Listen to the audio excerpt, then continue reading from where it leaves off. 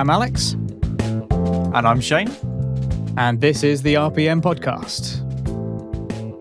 And welcome back to the RPM Podcast. You're joining us today at the Azerbaijan Grand Prix, the 6th race of the year, the second street circuit of the year. And what a contrast coming from Monaco, the famous street circuit, to Azerbaijan, which is a relatively new street circuit. And boy, we were blessed today with so much. We've got tyre failures, we've got strategy, blessed. We've got hashtag blessed. Maybe not the right hashtag to be using over this race, but we've got tyre failings, we've got strategy, we've got mistakes, the championship battle, new podium sitters, new race winners. Well, not technically new race winners, but new team race winners.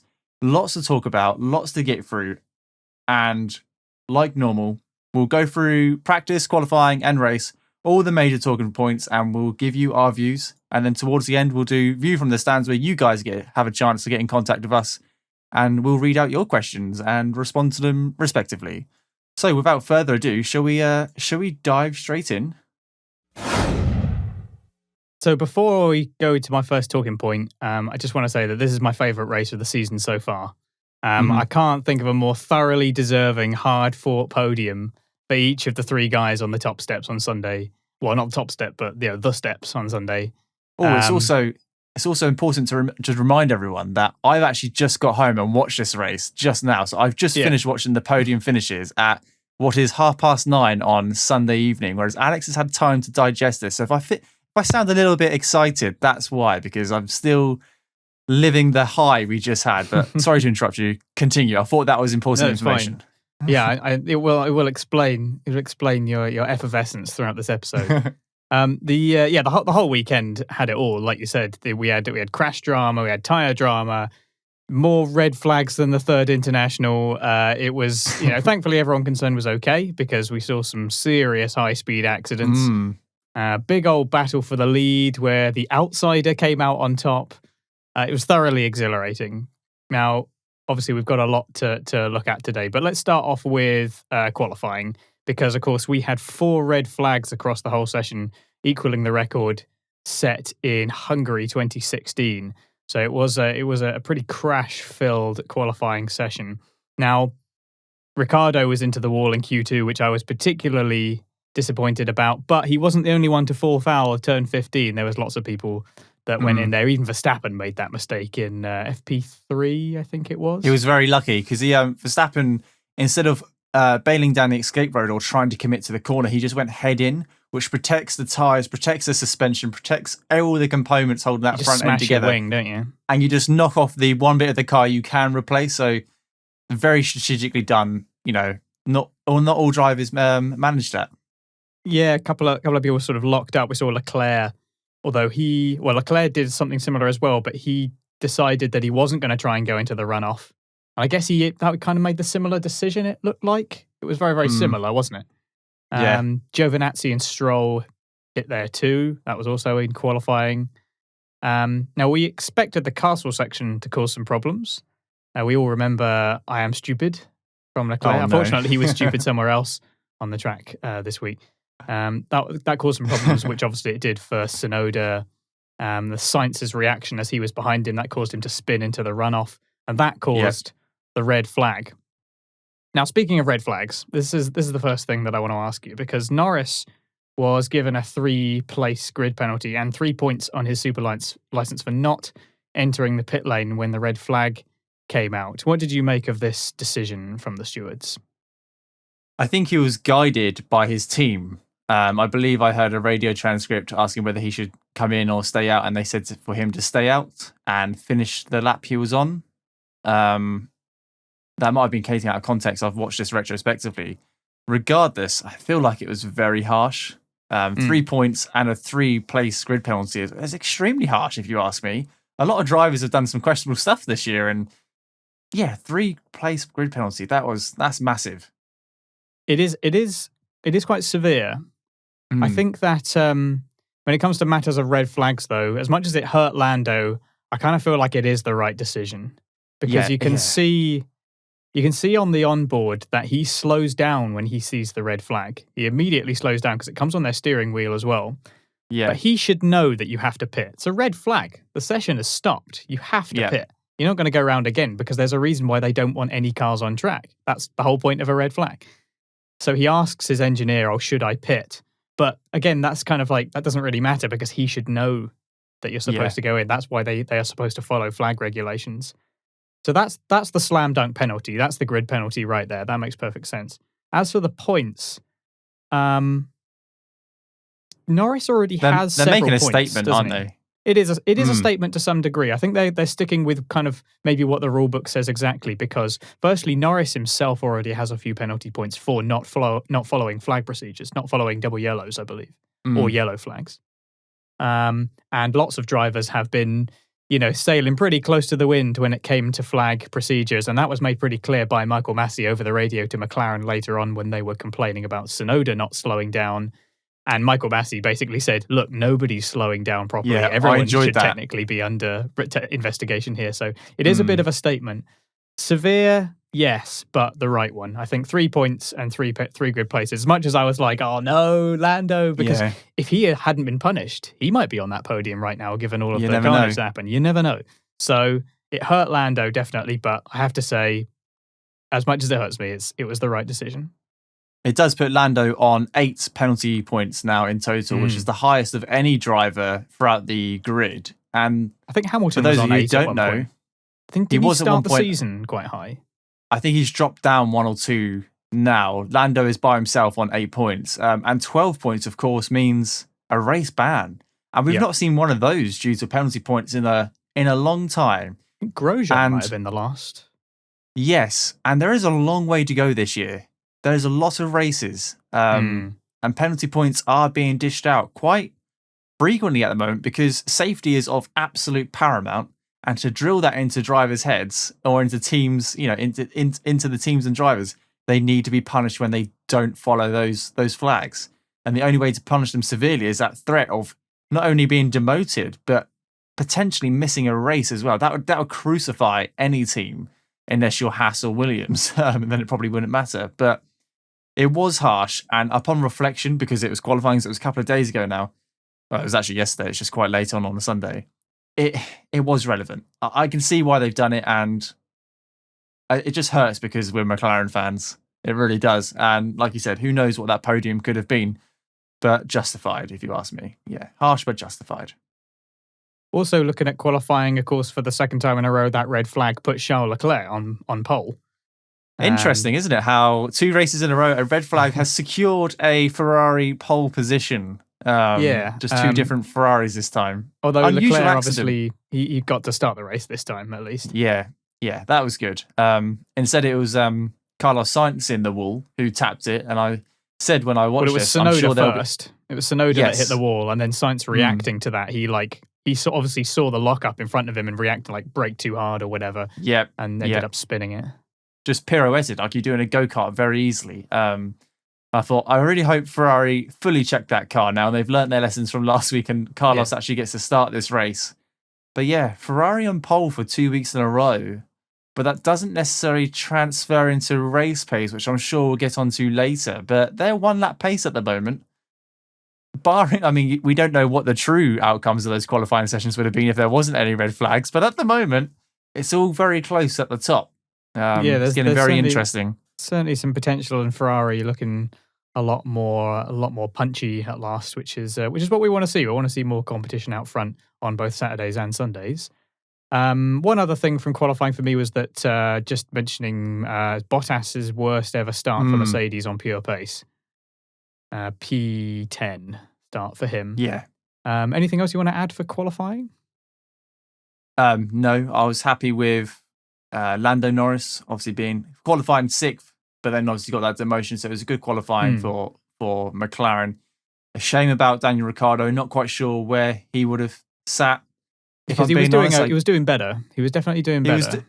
He was doing all right. His Q2 time was actually faster than Bottas's Q3 time. So he had the pace, just needed the consistency. But you run the risk at street circuits with yellow flags and red flags. You've just got to get the car out, get a decent lap in, and hope you can finish it, because we saw multiple yellow flags and multiple red flags throughout the whole session, and cars really having to push through the final minutes of Q2 and Q3. Nice. So what's your first race talking point then, or maybe general talking point? Well, I didn't want to start off with a bang. I'm going to ease this in quite gently, and I wanted to talk about McLaren and how they've had a slightly off weekend. Now, I'm taking out the last 2 laps of the race where Lando managed to claw a couple of places back and a couple of cars DNF'd or didn't finish as high as they were a couple of laps beforehand. But McLaren overall have had quite an off weekend. Ricciardo in P12 and Lando in P6 in qualifying, and none of them really had a great race start. And throughout the whole first half of the race, none of them really made any positions. They were fighting each other for a couple of laps, slowly moving away. Do you think this is more representative of McLaren's true pace, that they are that midfield team and they occasionally, with the right track, can fight Ferrari and Red Bull? Or do you think this is just below average and actually street circuits probably aren't favourable for them? What's your views on that? It's hard to say with Saturday because we mentioned about the red flags and it changing the dynamic and putting Ferrari on pole again.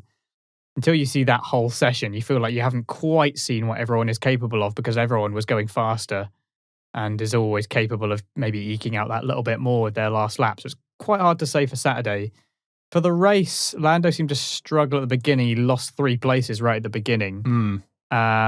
He did eventually get an undercut on Bottas, so he was able to have the pace overall there and make it count, which seemed positive. So he was faster than Mercedes, at least. He was pulling away from Bottas as well, which was quite impressive. Well, impressive. Bottas had the worst weekend of his career this year, so I'm not quite sure whether that's impressive or not. But it's still, it's again, that makes it kind of fuzzier. That makes it harder to say because Ricciardo got past Bottas as well. Like lap 36, he got past him. I think it's. I hope you're wrong. Basically, I hope that it is just a bit of an off day for McLaren. It wasn't the strongest, but I was at one point resigned that the team would finish with only 1 car in the points. So the fact that Daniel managed to get into P9 in the end and Lando finished P5, it's still not a bad points haul for the team. I think it's more a case of the rest of the competition getting very, very close. And I think one thing we shouldn't take for granted from this weekend is that throughout the whole race, the margins between all of the cars was pretty small. It was very, very tight. Even at the top end, it was like 4 or 5 seconds, but most of the cars were within 1 to 2 seconds of each other for most of the race.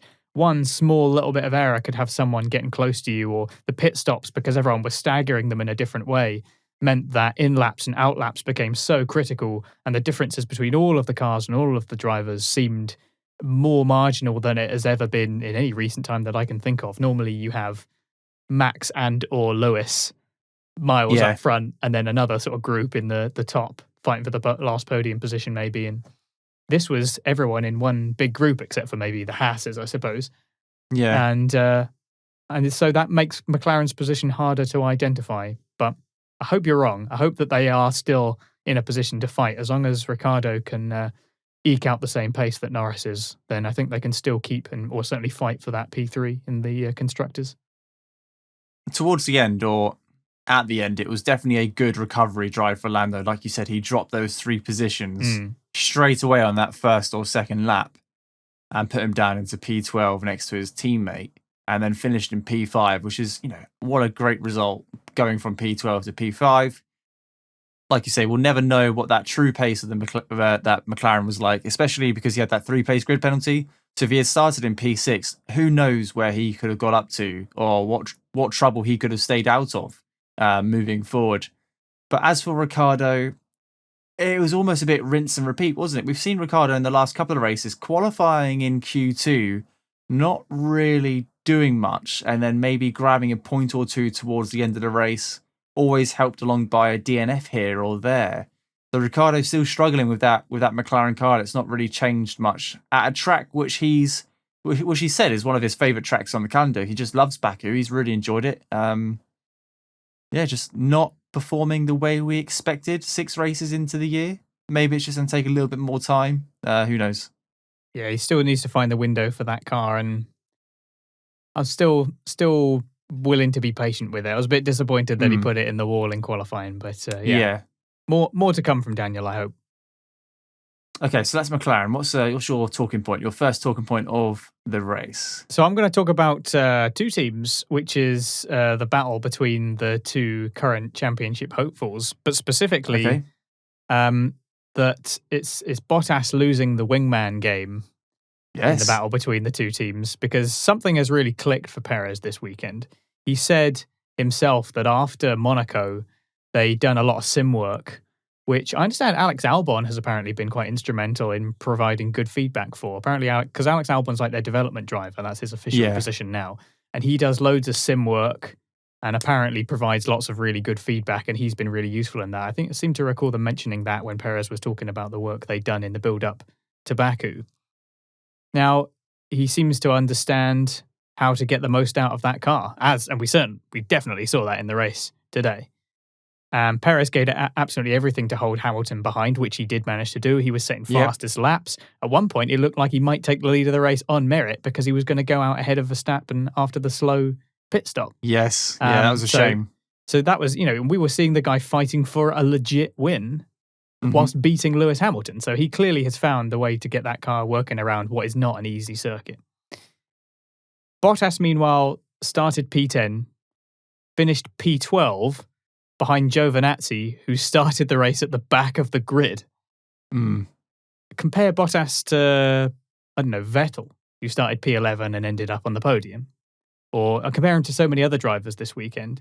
To be fair to Bottas, he's finished third 3 times so far this season and had two DNFs, neither of which are really his fault. But Mercedes no longer have that dominant car to depend on. No. So does it look like the supposedly unspectacular but reliable Bottas is going to be the main factor in Mercedes losing the Constructors' Championship and potentially the Drivers' Championship as well, because Hamilton will find himself in the same position that Verstappen was in before, where he didn't have his teammate to support him. Yeah. It's it's very interesting, isn't it? Only a couple of podcasts ago, we were talking about how Perez needs to step it up because Mercedes with 2 drivers will walk away with the will walk away with the Constructors' Championship quite easily, and they can use those 2 drivers to sandwich Max or to force Max into a strategy he doesn't want to go in. And all of a sudden, a couple of races later, Bottas is down in P10, made no ground up in those. I think from I've got it here, up until lap 30, he was still in P10. And his engineer came on the radio on lap 29 and said, if you don't overtake anyone, you're going to finish P9 or P10. Like, there's nothing we can do. At one point, they were targeting P5 for him, weren't they? They were like, we're targeting P5. He just made no impact. And I thought that was ambitious. Yeah, it was. But yeah, Red Bull have really capitalized on. It's a shame that Max had that awful tyre blowout, and we'll talk about that. I'm sure we will, because it would have been the perfect weekend for Red Bull. How they've come back and almost Red Bull have been Mercedes-esque. They've had the edge with the car. The car is there. It's working very well indeed, and those 2 drivers are driving at their very best. Like you said, Perez would have got a net P1 or would have got P1 in that race after that pit stop if he hadn't had a 4-second pit stop. If he had an average 2-second pit stop, he would have come out in front of Verstappen on merit. So he would have beaten Hamilton and Verstappen on merit on track, which is incredible. Like this is what the championship is all about. This is what F1 is all about. And it's what he's been put in that seat to do. Yeah, absolutely. That's why they put him there. People before him have failed to do that, and he's picked up 6 races into the season, which is incredible stuff. And it's what he said he would do as well. He said after 5 races, I should be able to get it together with the car, and that's exactly what he's done. Yeah, and you know what? Yeah, Max was eking out a 10th or 2 towards the end of the race before that final safety car. But yeah, so what? It's a 10th or 2. And bearing in mind, Perez was defending a 7-time world champion Lewis Hamilton in a Mercedes behind him. Yes, Max has done a pull out a tiny bit of a gap because he's keeping Lewis Hamilton behind him. He can't race the optimal racing line. But back to your question, it's going to be the battle of the wingmen. And at the moment, Bottas is absolutely nowhere. I tell you what I was looking forward to, and I'm still not quite sure the outcome of this. Giovinazzi got Bottas on the straight, and I thought, who's next? George Russell. And I thought, if you're George Russell, you've got no points to your name in the Williams car. You've got nothing to lose, have you? You've got nothing to lose. You're going to do a dive bomb on Bottas just to prove a point. just Imola to say, version 2.0. yeah, and hopefully a little bit more successful. And he got red flagged and then No restarted. grass to put his Here wheels we on. go. No, exactly. Just concrete barriers instead. But then he got red flagged and it was going to be a static restart. And I thought, here we go. This is it. Russell's going to absolutely send it down the inside of Bottas. And this is really going to be, Bottas's career was going to be in the hands of, a couple of corners. But for some reason, Russell peeled off into the pits. I wasn't quite sure what happened. But that's besides the point. Bottas was nowhere this weekend. And he is in one of the best cars of the grid. Arguably not the best car. Red Bull was superb this week. But he's still in a fantastic car, which didn't have any problems following anyone because Hamilton was managing it for the majority of the race. And yet Bottas made no ground up whatsoever. It was pretty shocking. So if Red Bull continue the way they are, they're quids in when it comes to the Constructors' Championship battle. They really are. And Mercedes have going to have to start thinking about how they can, thinking about what to do next because this can't continue. Yeah, it does spell a potential big turning point in the championship. I think more so than last week. Oh, absolutely. Yeah. And because regardless of the outcome, I know Perez pulled in the only points out of all four drivers. But the 2 laps, if that race had been 2 laps shorter, Red Bull would be 40 points clear of Mercedes in the Constructors' Championship, and Verstappen would have been 15 points clear of Hamilton in the Drivers' Championship. And that's a statement. Like you said, this race, despite the outcome, will hurt Mercedes more because of what could have happened. They've got away with it, but what could have happened? Yeah, definitely. I think it's hard to imagine Bottas in that Mercedes seat next year. I reckon it'll be Ocon. It really is. You reckon it'll be Ocon? I reckon it'll be Ocon. I don't think it'll be Russell. They won't put Russell and Hamilton in the same team. I can't see it. They don't want Rosberg Hamilton all over again, and it will be between those two. I think those two will really fight each other. And I don't think they want that. Who knows? But I know Russell has asked for his contracts to be sorted out by the summer break. He says he wants to know what he's doing in 2022 by the summer break. So, or what? Or what? Yeah, if you're a Formula One driver, yeah, exactly. What's he going to do? Quit the only team which is going to take him, which is Williams at the moment? So, no, that's a preference. And I'm sure everyone wants to know what they're doing in 2022. But as it stands, not many people do. Right, your turn then. Next talking point. So I'm going to continue with the Mercedes theme. We're going to talk about Lewis Hamilton and that unusual turn of events into turn 1. So he had a very Lewis Hamilton and Max Verstappen race, the whole race, fighting, keeping within like DRS range, losing a couple of seconds here and there, gaining that time back, but not quite being able to overtake. It was a very closely fought battle, and I think we all enjoyed it between the Mercedes and the Red Bull. Red flag, static restart, and you could see at the start grid that Lewis Hamilton's brakes, they weren't just hot, they were bordering on fire. Like there was a lot of smoke or steam coming out of those brake ducts. And I said to my other half, I said, that's unusual for for this this time of the race. I know that it's Baku and they haven't been traveling very fast to cool them down, but no other car is having this many issues. And going into turn 1, a great launch, by the way, absolute great launch off the line. Really took it to Perez, and I thought, oh, here we go. Lewis has done probably take this into turn 1 and then park the bus for the next 2 laps, but just went straight on and just had this almighty, I don't know if it was a brake failure or a lockup. I didn't see any skid marks, so I'm presuming brake failure into turn 1, managed to keep it out of the wall and then finished the race in the bottom half of the grid, scoring no points whatsoever. So I think it was P16 or something. Yeah, exactly. And a couple of cars didn't finish. Now looking at hearing some stuff after the race, there was a switch which Hamilton turns on whilst under the safety car to keep the tyres warm, to keep the brakes warm, because obviously they cool down quite a bit under the safety car because you're not at optimal speed. And he didn't switch that off for the race restart. So when it came into turn 1, he broke a lot harder than what you would do underneath the safety car, and the tyres and the brake didn't respond as expected. So an unusual fault or an unusual driver error for Lewis Hamilton, who seemingly sounded a little bit flustered over the radio this week. And maybe we've just seen the first sign, the first glimpse that Lewis Hamilton is under pressure and he forgot something which apparently is a very basic thing to do. We have safety cars all the time. He flicks the switch on. It's called magic brakes, I believe I heard them quote.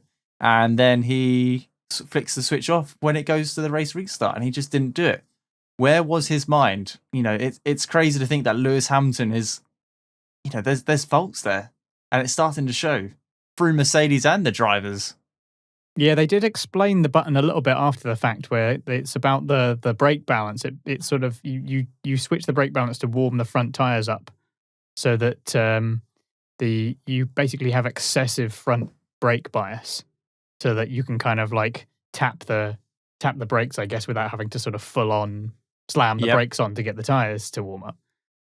Something along those lines. So obviously he was not expecting that to be the case, because in his mind, I guess he thought he'd turned it off, but he had accidentally knocked it on. I think what happened is he had switched it off, but he accidentally knocked it back on. Oh, okay. And then obviously he wasn't expecting that, and then he get into turn one and did he pressed the brakes. It was just full lockup. It just wasn't going to go anywhere other than straight on. That was really, really strange. But the guy's a human being. I know he has produced some absolutely godlike performances and has demonstrated a level of dominance over the last few years that just hardly seem believable at times. But it can't go on forever. It never does. People said the same thing about Michael Schumacher. Like, this guy's just going to keep winning forever and ever. But of course, people came along and challenged him. Fernando Alonso came along and challenged him. Mika Hakkinen came on and challenged him. These things can't go on forever.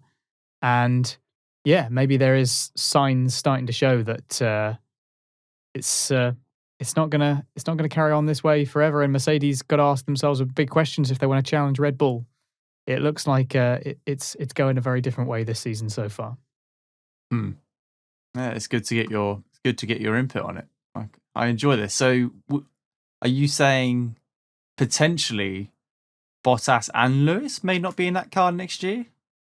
I'm sure Lewis said that he wanted to. I think he said that he wanted to go another year. Oh, okay, and I'm sure Mercedes, Mercedes would be silly in my eyes if he's still Lewis Hamilton. You'd still put him in your car, wouldn't you? Like, yeah. One bad race doesn't mean he's going to give up, but Bottas, I can't see, unless when you have a car that absolutely spanks everybody else, you can put someone like Bottas, who is unspectacular but generally reliable in that car, and know that you've got someone who's just there to be your wingman. But if you're now fighting with teams who have got more equal machinery, you need someone who can bring quality.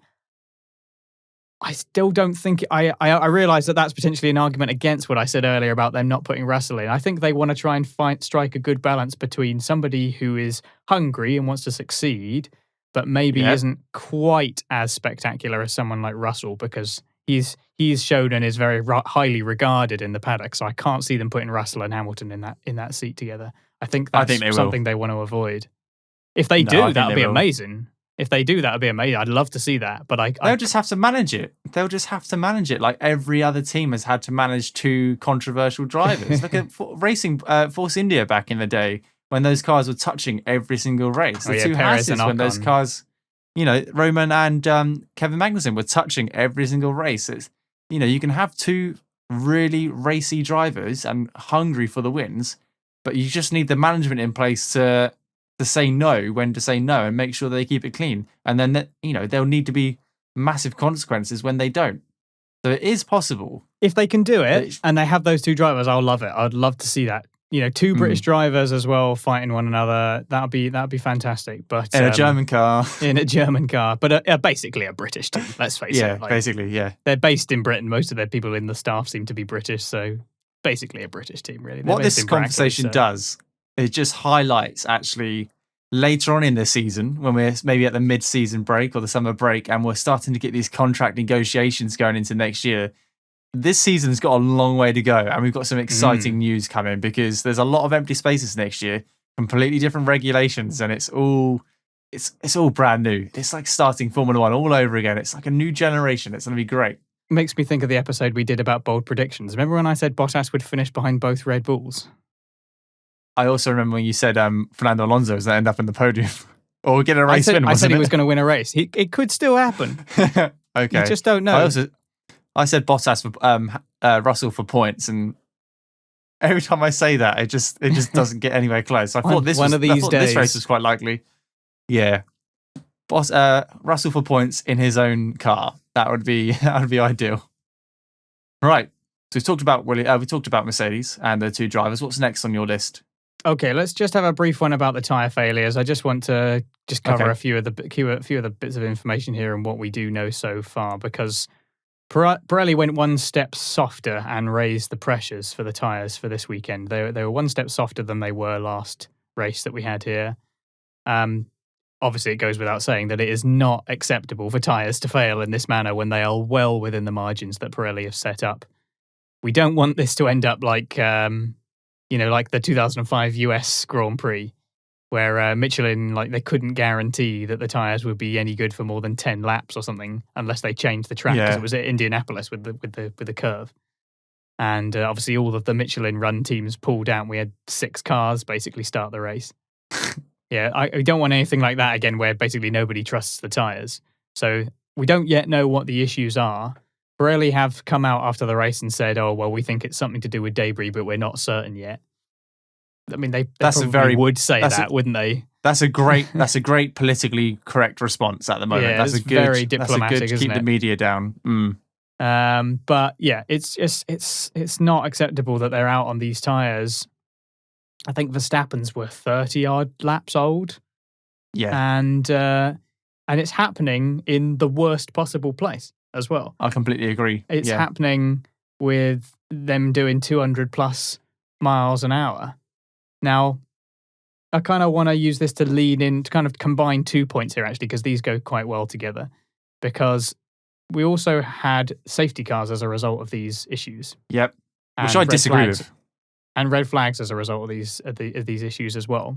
Now, at first, I was watching Stroll's accident, and I'm thinking, well, maybe there's a delay in the stewards actually calling Bernd Mailander out and reporting it to the commentators, and then it being flashed up on screen. Like, maybe there's a delay that we don't see. We don't know exactly how all of this operates. Maybe it's like the radio messages where they're obviously not happening as we're seeing them because they're screened and edited and presented. But then Leclerc on the radio after the Verstappen crash was being told that they're still racing. And he said, "Oh, it's a joke. They should call out the safety car." And the delay for bringing out the delay for bringing out the safety car for Stroll's accident was too slow as well, I thought. Yeah. Because he's on the radio going, "Red flag it, get me out of here." Yeah. Because he knows he's stuck at one of the fastest bits in the circuit. Yep. And somebody hits you there, you don't even want to think about what would happen. So I'm looking at it with all this debris all over the track going, that's an obvious safety car. And there's still a delay. So I'd love to know why. Just like when we had it before, I think it was Spain when we were talking about it, there's a car on the track. Yeah. I can't understand why they're not seeing that and going, obviously that's a safety car. There's too big a delay. Now, you were saying that you disagree with the safety car. You think both incidents should have been red flagged. Yeah, I can. Yeah, that's what I think. Just highlighting where Stroll came off. It was after the kink to the right hander, which is full throttle, and kicked off a lot of smoke because he locked out all his tires, tire puncture, hit the wall, lots of smoke, lots of debris over the road, and like you heard Lance Stroll on the radio, "Get me out of here, red flag this, I don't want to be here, get me out," which is a completely fair response. Like, he crashed out. It would have just been shy of 180 miles an hour. That's an extraordinary amount of speed. But also, if cars are coming around that, they may be able to avoid Stroll, who is off the racing line and just in front of the pit entrance. But that doesn't mean they're going to avoid the front wing, the bits of debris all over the track, which could puncture a tyre or rip a tyre entirely into two straight away if they're going over it, and causing an equally catastrophic accident. As soon as that car hit that barrier, there was debris all over their road, stretching the width of the road on it is a kind of a blind right-hander, but they're coming round it at 100 plus miles an hour. They should have red flagged it straight away. It was completely unsafe. And the fact that, Max would have been going plus 200 miles per hour and was quite lucky in the way how he hit that tyre wall. He was fortunate that it looked like it took a lot of the energy out of the car. He carried that forward momentum, whereas Stroll went, a lot of the momentum was taken when he went into that wall and then he bounced back out. It's just not acceptable. And I completely agree with what you're saying. I'm sat there and I'm thinking, where's the yellow flag? Like, they're so quick to yellow flag someone going off the track into one of the runoff areas. And you think, oh, yellow flag in sector 1. Oh, green flag in sector 1. Okay, they're quite on it. They're quite on it this race because they're flowing up that yellow flag quite often when the car's going off into the escape road. But you've had a car completely stack it going down the main straight. The TV footage is showing it, so you know that the race directors can see what's going on.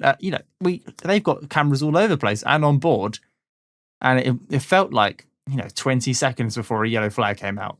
I think the yellows did come out. It was just the safety car that was too slow. I think the yellows did come out because it was showing yellow flag in sector 3. But it should have been safety car. I'm going like, yeah, yellow flag, but safety car. Like look at what's happening. Needs to be safety car. Double yellow safety car. Yeah, it should have been stopped straight away. I know red flags, can be used quite often, but this isn't a track where cars are off the racing line, out of danger, or they're on the track. They're on the track where people race, and there's debris all over the track. Safety car should have been called up to collect that whole, the whole lot, and then I personally think it should have been red flagged relatively quickly. Yeah, I think Leclerc's radio message made it pretty clear that even the drivers think it's mad. So I don't quite understand. On the one hand, we heard these extra radio calls from the FIA, which are great. I'm glad that we're getting those, and they demonstrate quite a steadfast opinion towards safety and following the rules, which is great. But then you have stuff like this happening, and it's not that I don't think either of us are trying to sort of like have a go at the FIA. I mean, neither of us are important enough for it to matter that we do. But it's more it's more just that I'd love to know what causes that delay, because there's got to be a good reason for it, surely. Because even when we are saying it and the drivers are saying it, like, what is causing that delay? It just should be immediate. Either there is no delay, and what we're seeing is as a result of the way that it's broadcast and is just based on our ignorance of the way that it works, or there is some reason why they are there going, are you sure it's a safety car? Like, I would love to know what the reason is, basically. All right, your turn. Where are we going next? We're going to go to the top end of the grid. And we're going to go to calm, cool and collective Seb Vettel, who is back. Or is he? Who knows? So 2 races in a row, he's done very well, finishing, I think, P5 in Monaco. Correct me if I'm wrong. I can't remember. But he finished in the points in Monaco, collecting a handful of points for Aston Martin. P5, and then P2 today on the podium. Seb Vettel on the podium again, not in a Ferrari. Like I honestly didn't imagine after the first couple of races seeing Aston Martin anywhere near the top end of the grid towards the end of a race. And here we are. Seb Vettel not only got into that P2 position, but defended it for those 2 laps as well, where he could have quite easily been overtaken. It was really reassuring to hear him say on the radio, great job with the team. The car was lovely to drive. So Aston Martin working very hard, spending all that money on developing that car and making it a more pleasurable vehicle to drive, and obviously fitting their drivers' needs, because they've both done pretty well this weekend. I know Stroll had his unfortunate accident we've just covered, but Vettel really starting to show maybe what a slightly different atmospheric team can achieve. I don't know. It's just a slightly different. It's just nice to see him back on the podium and being happy. Over a couple of years with Ferrari, and he was a little bit down in the dumps and wasn't really happy when he wasn't winning or contending for the win, which is fair enough. Not many drivers would be happy if they've gone from race winning cars to to not being anywhere near the top 5.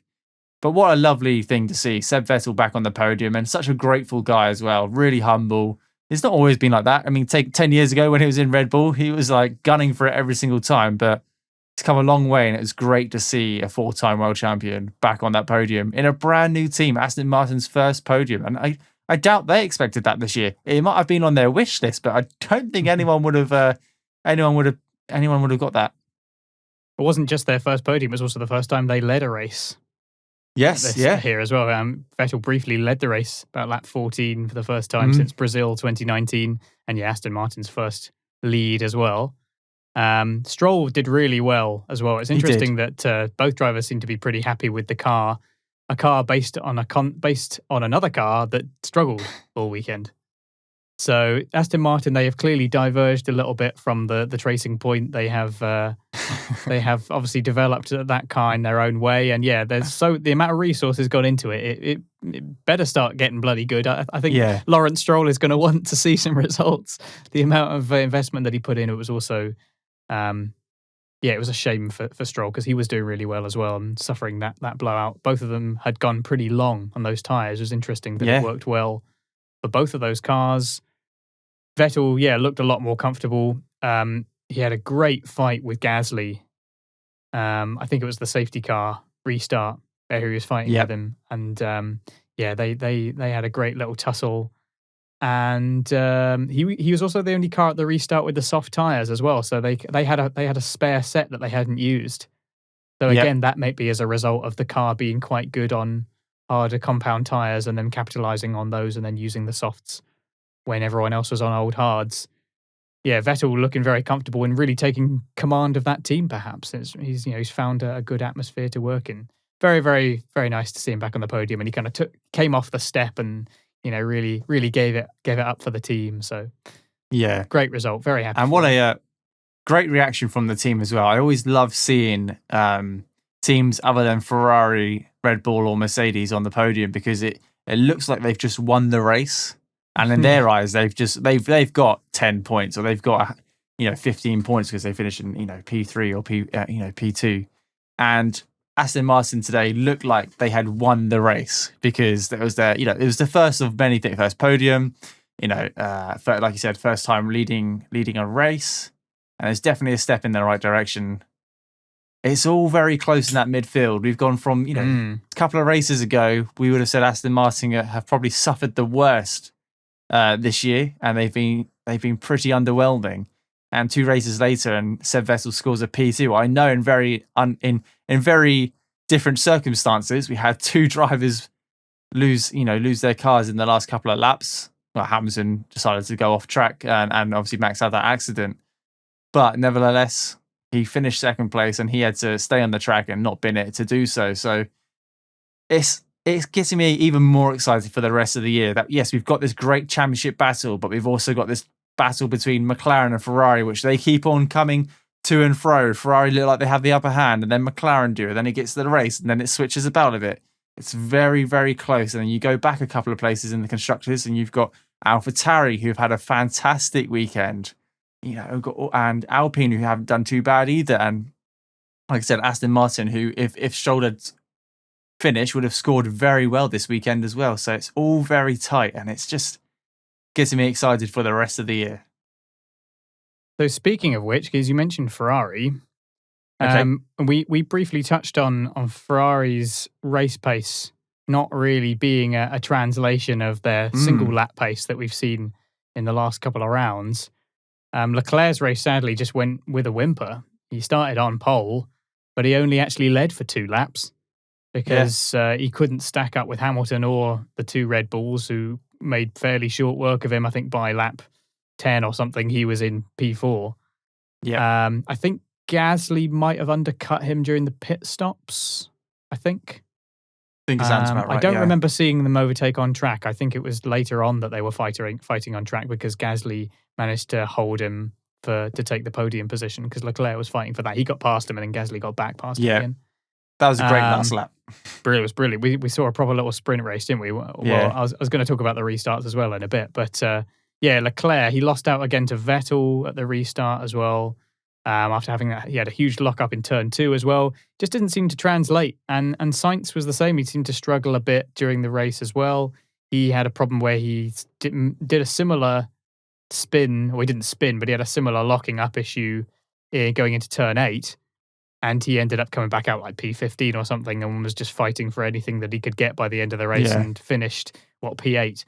So, yes, Ferrari, it's great to see them battling again. It's great to see them fighting, especially on the Saturdays, but it doesn't quite seem to translate as well at the moment. There's not quite the consistency. So, are we going to see a Ferrari win this year? Do you think Leclerc or Sainz are finally going to make it stick? I'm going to say no, just because we've got we've got Hamilton, and then we've got the 2 Red Bull drivers who are gunning for it. And behind those, you've got usually a McLaren or two to sweep up any final positions. So I don't see Ferrari getting that race win this year. Hopefully on the podium. Nevertheless, maybe we'll have a weird and wonderful race in the future, more strange and wonderful than this one. Maybe there'll be heavy rain and they'll just come alive. Maybe there'll be a Ferrari 1-2 at Monza. You just oh blimey! Can you imagine? And there won't be any fans there. That would be the most soul destroying thing in the world. Ferrari 1-2 for the first time in ages, and there'll be no fans.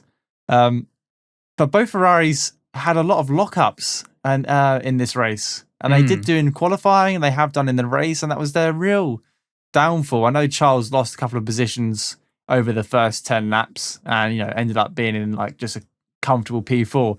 But he had a lot of lockups after each restart. He locked up a couple of times, and Carlos as well had his fair share amount of lockups. Really hindered his performance and any pace he had. Obviously, one of them going straight into turn 8.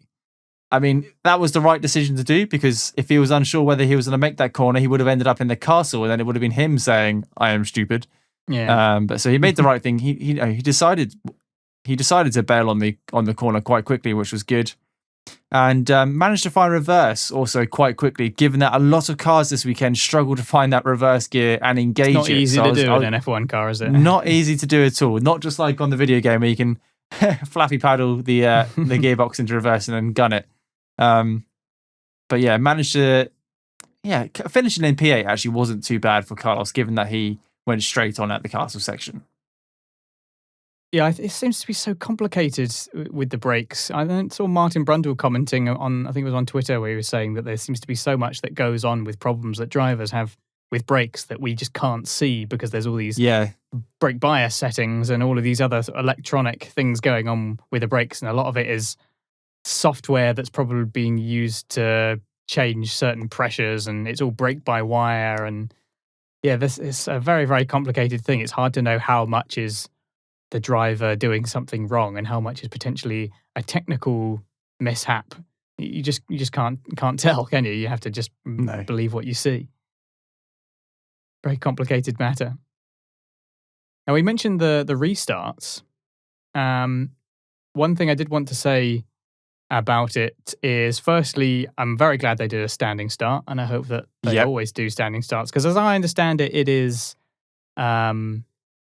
partially up to the sort of jurisdiction of Michael Massey. They just kind of decide whichever they think is most appropriate. Now, if the weather is bad, you'd understand that they'd want to do safety car, but I'm glad that they've made standing starts preferential, because they're better, in my opinion.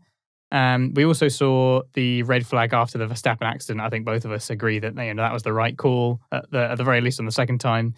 If nothing else, it would save the race ending under a safety car, which is that's what rubbish, frankly. I don't desperately want to see that wanted to avoid. Desperately wanted to avoid that. And then as a result of all those incidents come the end of the race, we saw, as you saw, both of the 2 drivers at the top of the championship failing to score points, because we thought we were going to see Hamilton fight into the restart. He had a brilliant restart on the standing start. He did very well. As did Verstappen. Verstappen also had a brilliant start when they did the safety car restart. He went at just the right time. So we saw that both drivers absolutely have got the quality, but both of them, one of them made a mistake. Hamilton made an uncharacteristic error. And Verstappen was so gutted. Just the passenger, wasn't he? He was pretty much flawless the entire race. Didn't put a foot wrong. Yeah. He'd been very, very good all weekend, and I'm so gutted for him. I kind of wish it had gone a different way, but then we wouldn't have that incredible podium that we had. So true. That's I was as I mentioned earlier, that obviously I like to see Lewis do well living in the UK, but actually the thought of Red Bull eking out an even bigger lead, Max eking out a 15-point bigger lead, really excited me, because it was like the championship battle is so on. It wasn't just a fluke that Red Bull were faster in Monaco and won Monaco. It was right, they're here to really show us what they're made of, and actually this could go down to the wire. When was the last time we had a championship go down to the wire? I can't remember. It's always been decided a fair few races before the end, but the way this year's going, I was like, this is going to be exciting stuff, and I really hope it continues going into the next race, which I think is Paul Ricard. France, yeah. Oh, blimey. There's no way it can live up to the hype that we just had. It's really not, but nevertheless, it will still be interesting for the championship because there'll still be fights going all the way down through the grid. But how strange is it? Because at one point we had a Red Bull P1 and P2, and I thought they are really going to wipe the floor of Mercedes this week because of Bottas being down in P10 or P14 at one point. And then Max spun out, and I thought, okay, well, Hamilton's been very lucky now. He's going to finish potentially P2 and match, and beat Verstappen in points in the constructors and drivers, but only be slightly ahead. He's not going to overtake by miles. And then Lewis went straight on. I thought, I have no idea what's going on now. I was like, the championship lead actually doesn't change at all, but the constructors have had a massive impact thanks to Sergio Perez, and then Bottas down in the unranks. At the standing start, I was thinking if Hamilton takes the lead here and then goes on to win after struggling all weekend, it'd be the most Hamilton thing ever. It would be. Don't get me wrong, Hamilton has deserved a lot of wins in his past, but also he's been very fortunate at some of. He's had bad luck. He's put himself but he's also into a had position where he's been able to take advantage of it. Really. Yeah. He's had bad luck, and he's also had some very good luck. And today's race, if he had just got P1 in that first corner and carried on for 2 laps, would have been very Hamilton-esque of flick the wrong switch. How lucky. Yeah. What could have been? I can't believe it. It's unbelievable. Right, that's it from Alex and I. And now we're going to move on to our segment View from the Stands, where you guys have the opportunity to contact us via Twitter or via email at RacePerMinute or info@raceperminute.com and send us your thoughts and opinions, and we'll read them out on the podcast and then respond to them if we've got anything to say. So the first one is from Riley Gale, 33. Thank you so much for tweeting in again. And he has said, first things, wow. Lots of wows, big capital letters. But my question is justified. Seb back? Very reasonable. Yeah, after watching that race, this is exactly the kind of questions I want to see. So he said, first thing, wow. But my question is Seb back to his best? Will this hurt Max or motivate him? In my opinion, it will motivate him because because Lewis got no points. So the first question is Seb back? Alex, is Seb back? Yes or no? Well, is Seb back to his best? Is what they're asking. Is Seb back to his best? I mean, back to his best. I don't know. He saw some serious dominance. He's obviously in a very different car, in a slightly different era of Formula One as well. So that's hard to say for certain, but I hope that what we're seeing is a Vettel who has got all those years in Ferrari behind him. He is now, like you said before, he's a lot older and wiser. He is now himself. He's got other drivers around him that look up to him as somebody of great experience. He's obviously he's a very likable guy. He is hopefully going to use all of that, plus his ability as a driver, plus the new surrounding that he's got, to do something maybe similar to what Hamilton did with Mercedes, which is take a gamble on an up-and-coming team that has just been trying to build up and has received a whole bunch of support and funding, and now has the potential to build something that could make them championship winners, repeat championship winners. Just like what happened with Mercedes, just like what happened with Red Bull as well. Yeah. So maybe that's what we'll see him get on board with. And that's the way, coming out of this weekend, the immediate feeling is that is finally where they're heading, because Aston Martin as a team, we felt were just so underwhelming and were just nowhere. Now we're seeing them get a legit podium. Even when you consider the DNFs that we saw and Hamilton obviously going out, it was still absolutely on for a great result, and both cars were doing very well. It's a long season. I think that the support that they've got as a team means that the development will continue. They've clearly diverged somewhat from the Mercedes concept that they had from before, as we've seen. They're going to have to with the change in this regulations, because we saw how much it hurt them. So I hope so. I hope that we do see Seb back to, I don't know about his best, but certainly back to Vettel 4.0. Oh, blimey. Yeah, we'll drop the 0.0s, because if we talk about Bottas, we'll probably be on Bottas 11.0 or whatever it is right now. Is Seb back? I just want to echo everything you said. He's in a good place. It feels like he's in a good place, and the feedback to the team about the car is really, is really nice to hear. It's really reassuring that they've turned that car around, and hopefully it just wasn't track specific.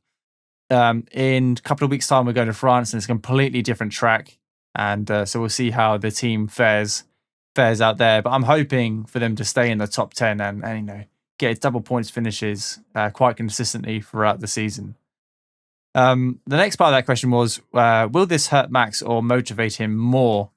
I think that's with regards to Max's DNF. Will it hurt him or motivate him more? I think I'm going to take a stab at answering this. I think initially Max was absolutely devastated because Lewis was going to overtake him in the championship, and it was through no fault of his own. So yes, that would have been soul destroying. And I don't think initially it would have motivated him.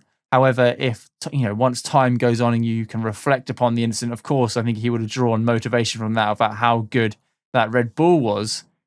I don't think he's hurting too much now because Hamilton obviously didn't score any points and everything stayed exactly the same at the top. Nevertheless, he could have scored 50. He could have brought home 26 points today, and Hamilton could have brought home none. So who knows what could have happened if the cards were played any differently. But I think Max is all right. It would have hurt more if Hamilton didn't bin it into turn one. So I think he's not doing too bad, and I think both teams have got away with it this week. If we know anything about Max Verstappen, it's that he just is always the absolute maximum performance that he can give. He is leading the championship. Red Bull are leading the championship. He's probably more motivated now than he's ever been at any point in his career. So I think that what we saw today was, before the accident, a just emblematic sort of, I hesitate to say easy win because there's nothing easy about doing it at all. But, comparatively, this was going to be a flyaway win for Max because he was flawless all weekend. So I think he has every reason to be the most confident man on the grid right now. He was always in control with regards to the pace, with regards to the car, strategy. At no point was he ever out of his depth in that car. It is honestly such a shame to see his race come to an end through no fault of his own. And Pirelli really needs to have a hard look at those tyre compounds and make sure that if they're suggesting compounds, they need to go the distances they suggest. It'll be very interesting in the coming weeks because it won't be a quick statement coming from Pirelli. It will be a thorough investigation, and it will be interesting to see what they say going forward. I'm a little bit worried. I know I'm going off on a bit of a tangent here, but I've been a little bit worried that they might start resuggesting tyre compounds for the rest of the season, move them up to a harder tyres, harder tyre sets for a couple of races, or maybe reconsidering just because you've had some accidents, just because you've had a couple of blowouts on one track. I really hope. I don't know. In one way, I want them to stick with what they've said because it was good racing. We had multiple strategies going on. But equally, tyres should not fail, so they need to make sure that doesn't happen. But the answer isn't by making them all harder and confirming one-stop strategies, because that's not racing. That's just boring. So I don't know how you fix it, but that's what I want to be fixed. Yeah, towing the line between entertainment and safety always. Yeah, it's a tough job. Absolutely. Someone's got to do it. Yeah, I'm glad it's not us. Yeah. Well, thanks very much for your questions and comments there, Riley Gale 33 on Twitter. Next, we have RPM legend Dave Doherty, who got in touch with us, as he often does. Thanks very much, Dave. Good to hear from you. He asks us your thoughts on Vettel and Gasly. Now, we've talked quite a bit about Sebastian Vettel. I don't really have anything to add. But Gasly, we have not really mentioned as much. Now, he had a bit of an underrated weekend, really, because this guy... he qualified P4? Yeah, P4. Absolute monster lap. That AlphaTauri, he just seems to be able to extract the absolute maximum from it. It's the Honda engine. And the Honda engine, of course, yeah. That VTEC kicked in. And, of course, he's been pretty damn good so far this season. I feel like he's been a mixture of unfortunate and a little clumsy in places, like when, in Bahrain, he kind of tapped his wing on Ricciardo. He just got a bit too close. Like, need to be a little bit more careful because he clearly had a lot of pace. But thus far, his results have been pretty strong. The AlphaTauri isn't exactly, it's a decidedly midfield car at the moment. I know that there's been some talk of it maybe even getting close to challenging Red Bull, and I think that I've said something similar in hope that it does, in hope that we get more cars fighting for the top.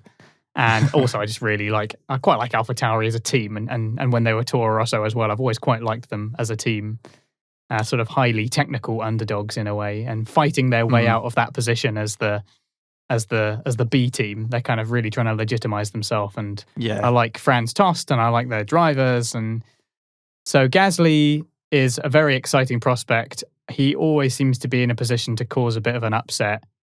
This is now his third podium with that team, and I think that we'll see at least one more this season. Yeah. I don't have anything to add apart from, like you said, he's had a fantastic race weekend. He's had a really good season, and also his teammate had a good race as well, which is really good to see. We haven't really spoken about Yuki at all. Yeah, we haven't really spoken about him at all this podcast, but actually he's had a rough couple of races.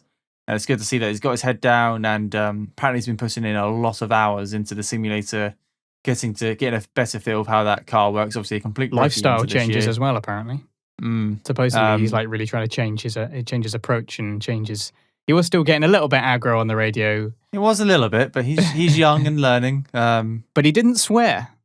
No. He just told his engineer to shut up, which is not quite as bad. Yeah.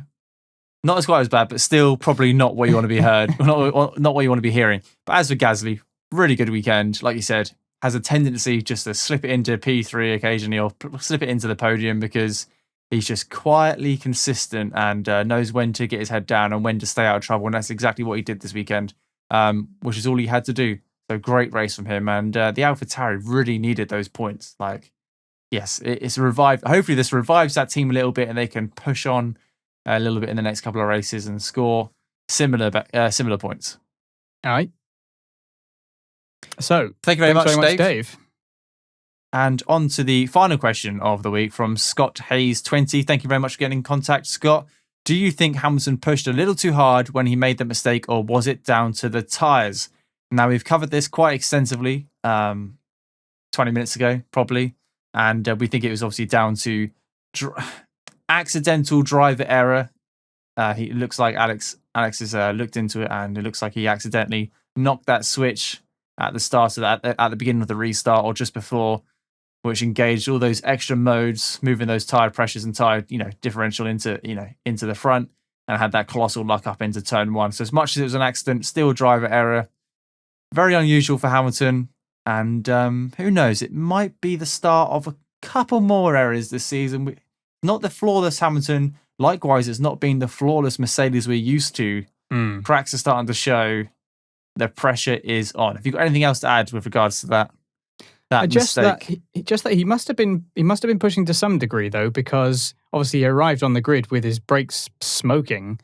It looked like his car was like on fire on the grid. And as he pulled away, it was like this billowing of smoke that he came through. It was, wasn't it? Yeah. So he was obviously pushing those brakes to some point. He wanted to get them really warmed up, ready for turn one, so he could brake as late as possible. Because we saw that was what he did as well. He went up on the inside, got a great launch, and tried to brake late. And then when he actually put the brakes on, they just slammed on. And then he just was only ever going to go straight on. So yeah, obviously there was some kind of pushing. Maybe that sort of. He focused too hard on that one thing and it caused some kind of error. We don't know. It's all happening in such a short space of time. But yeah, an uncharacteristic mistake from Hamilton, and the rest is history. I'm sure a lot of drivers going into those final 2 laps thought, I can make a lot of places up here if I just play my cards right. So emotions would have been everywhere. If you're P10 or lower, you've got absolutely nothing to lose. You're at the end of the race. What's the worst which can happen? You DNF and score no points. You cost your team a couple of £1 million, but you've tried. And if you're running in P10 or P9 or P8, you could be in P5 in a couple of corners time. So you've just got to put your right foot down and try your hardest. And that's what Hamilton. Fair play to him. He got a great start.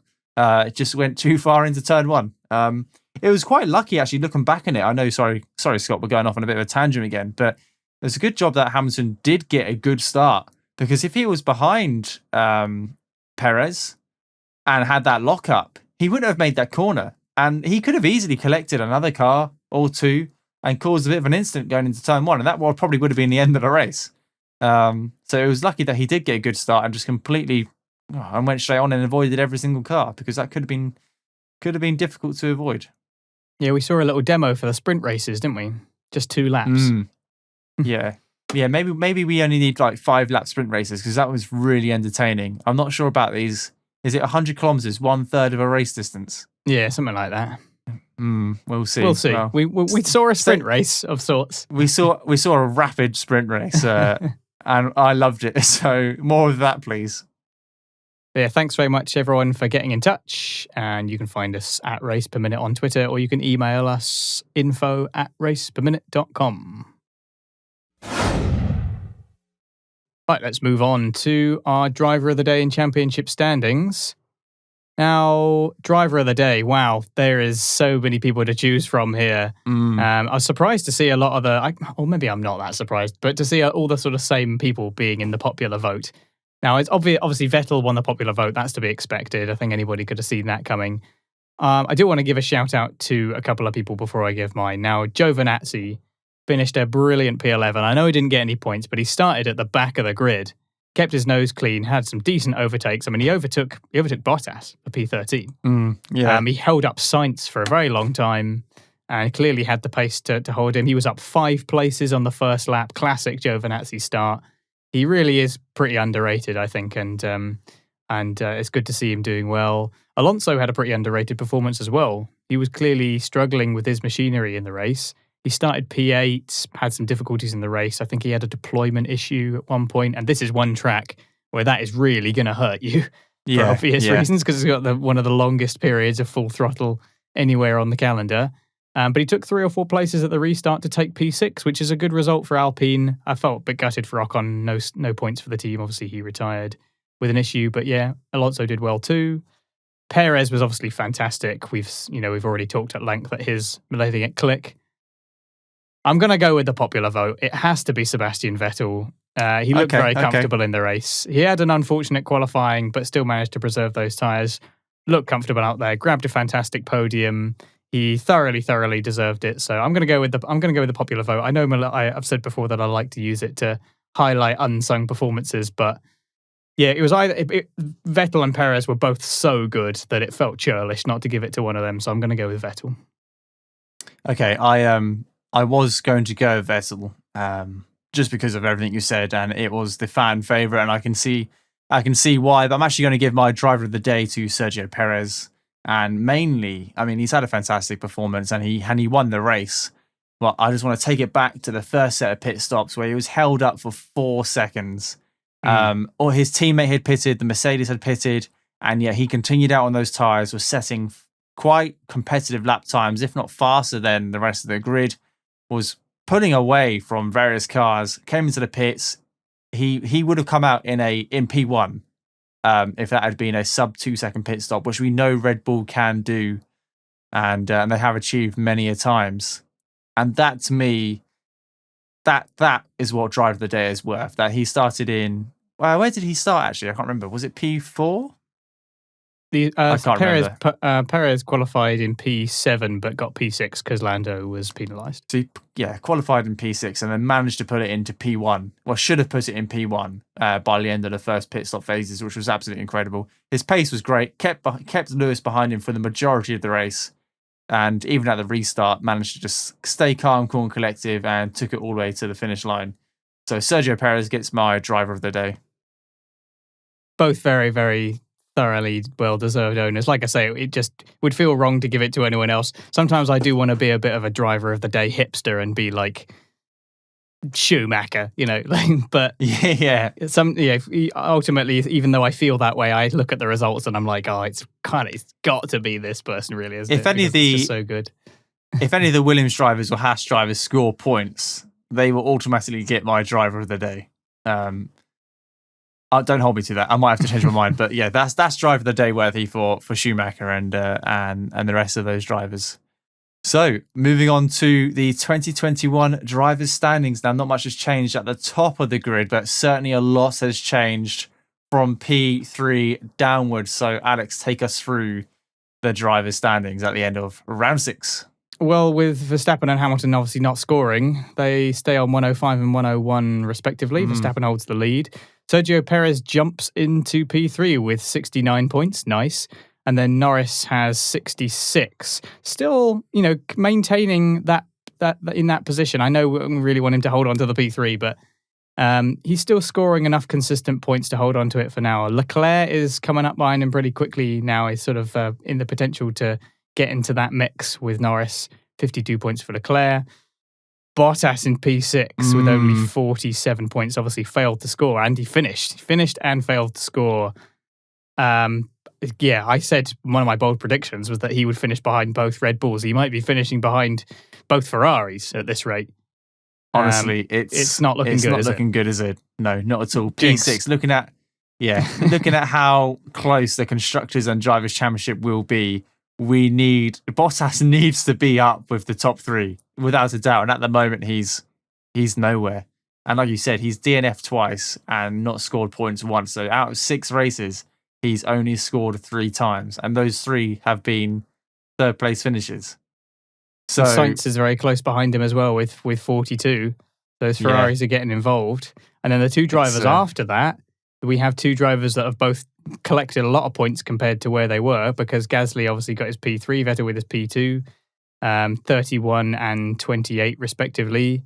And Ricciardo ekes into the top 10 with 26. So it's 26, 28, 31, 42, 47, 52, 66. It's really, really close. So it really is anyone's guess as who's going to nab, say, the top 5 positions. Shane, take us through the bottom 10. So from after Daniel Ricciardo, we've got Fernando Alonso, who had a good finish this weekend alongside Esteban Ocon. So we've got both Alpine drivers in P11 and P12 with 13 points and 12 points respectively. Lance Stroll, only with 9 points, unfortunately, but did have that uncharacteristic DNF today. Who knows? He could have had an extra 10 points, so he could have jumped a couple of drivers there. Yuki Tsunoda, 8 points. Kimi Raikkonen, 1 point. Antonio Giovinazzi, 1 point. And then you got Mick Schumacher, George Russell, Nikita Mazepin, and Nicholas Latifi with 0 points. So very close at the top, very close in the middle. And it's going to be, I think, either Haas or Williams will score a point this year. One of those teams have to. I'd be shocked if the bottom 2 teams haven't scored any points between them. It's going to take a freak race or an amazing strategy, but I'm sure it will happen. I hope so. I hope you're right. Well, speaking of which, looking at the constructors, Red Bull now pulling away somewhat at the top, 174 points to Mercedes, 148. This is we'd expect the reverse to be the case by this stage, maybe even more so any other season, but now Red Bull are really starting to take advantage. Like we say, it feels like this race really is the turning point more than Monaco. Yeah, absolutely. It's all still to play for, plenty of races to go, but there's a something in the air in Red Bull, and it could be a sign of winning. It could be a sign of their second driver. It's a Red Bull energy drink. It's that Red Bull energy drink. It's starting to kick in, giving them wings. Ferrari, it pains me a little to say this, but Ferrari have taken P3. McLaren slipped down to P4. 94 to 92, though. It is still so incredibly tight for that. You called this in race 1. You said we're going to have this almighty battle between McLaren and Ferrari. Or it might have been race 2 or race 3 this year, but you called it we're going to have this almighty battle, and we have. Unfortunately, the scales have tipped in the other direction, and Ferrari are 2 points ahead, but I'm sure who knows what could have been if Lando had started in his P6. You just don't know. So not all hope is lost. There's still a lot of races to go. AlphaTauri made a jump as well, of course, because of the podium finish and some extra points from Tsunoda. 39 points for them now. They jump above Aston Martin's 37. So looking at the bottom of the grid then, what have we got here? We've got Alpine with 25. So quite close behind Aston Martin, only a handful of points away. They need another couple of good races. And then it significantly drops off. We've got Alfa Romeo with 2 points, and then Haas and Williams with none. Yeah, Alfa Romeo managed to grab an extra point this weekend. I believe it was... I believe it was Raikkonen finished P10. Yes, he did. Giovinazzi just behind. So they seem to have that consistency to always finish next to each other in the standings. Obviously, just very well matched. But of course, Haas now jump ahead of Williams in the standings, even though neither have scored. It's because both of the Haas drivers have consistently finished higher than the 2 Williams drivers. So it's to do with finishing positions. Because Schumacher and Mazepin finished 14th and 15th. Latifi was 13th. That's great. But Russell didn't finish. And Latifi had that penalty as well, didn't he? Mhm, He had that yeah. 10-second stop and go penalty of 2 laps to go, which was, when I saw Williams pulling into the pit lane, I thought, yeah, I would also retire the car after that penalty. And then I saw it was 63 on the front. I thought, oh, this is strange. So the damage was done this race, to a race where they could have scored quite high. Well, wouldn't have scored quite highly, but could have moved closer towards that P10. It just wasn't the week for Williams, unfortunately. No signs of crawling out of that hole just yet, unfortunately. But the season is long. We're hoping for more from them. There's always next year. Well, thank you very much for listening to our race rundown for the Azerbaijan 2021 Grand Prix. It was just reflecting on it. I mean, I've only watched it 2 hours ago. What a race. I'm still very happy about it. I'm not going to delete that off my Skybox anytime soon, because I think I have to cool down and watch it again. Can't wait for the highlights, because I'm that kind of guy who watches the race and then watches the highlights on YouTube just to get my full F1 fix for the week. So speaking of YouTube, if you've enjoyed this episode and you're listening on YouTube, please give us a thumbs up and a rating, and you can subscribe to us as well on the Race Per Minute YouTube channel. If you're listening on your podcast app, please give us a rating, and you can also subscribe to us on Apple Music and follow us on Spotify if you're using those. Like Alex mentions in most podcasts, we are driven by this unknown algorithm where some of our videos and some of our podcasts do quite well and others will do average, which is absolutely fine. We're happy with any type of engagement, but a thumbs up, a rating, or a comment really helps drive the episodes. And we love doing this. And the more questions we get towards the end of the races, it's what we're about, community engagement. We just love hearing what you guys have to say. So we're all about that. And if you do want to get in contact with us, you can do at RacePerMinute on Twitter, or if you want to send us an email or drop us a message, it's raceperminute.com on, that's the website, raceperminute.com, or you can comment below if you're watching on YouTube. And if you really want to support the show, help keep the quality content coming and receive some lovely rewards, you can do by donating as little as £1 a month at patreon.com/RacePerMinute. And that help keeps the show on the road. We've invested quite heavily in all our equipment and editing software, which we're happy to do so because we wanted to keep the quality nice and high. We really, really focus on the quality. And hopefully you can tell that by listening to us. If not, give us some feedback, but I'm sure you'll be happy with it. But that's all from us. Alex, we're moving on to France in a couple of weeks' time. I believe it's a 3-week gap now. So quite a while. Just 2, I think. Between now. Oh, is it just a 2? So 2-week gap, just the usual. What's your thoughts on the Paul Ricard circuit? Well, we've said before that it's not the most thrilling track. It's obviously very different to Baku in that there is acres and acres of runoff.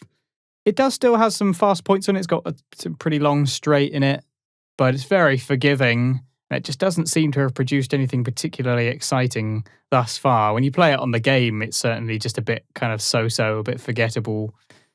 I remember the last race that we had in France was just very, very soporific. Yeah. I'm just hoping that it provides some excitement, but much like going into, say, the Spanish Grand Prix, there's a certain acceptance that probably not going to see fireworks. Maybe we'll just get a bit of a classic war of attrition. We'll see. But we'll get some of these races where they're not as exciting as the races before, but nevertheless, the championship battle is still very much alive. And we've got that great fight between Ferrari and McLaren, which no matter what happens in the race, whether it was boring or not, you can come back to us and listen to us, and I'm sure we'll digest any interesting points and have a look at the championship standings afterwards. But that's all from us. Thank you very much for listening or watching if you're on YouTube, and we shall see you in a couple of weeks' time for the Paul Ricard Grand Prix. Thanks very much. See you then.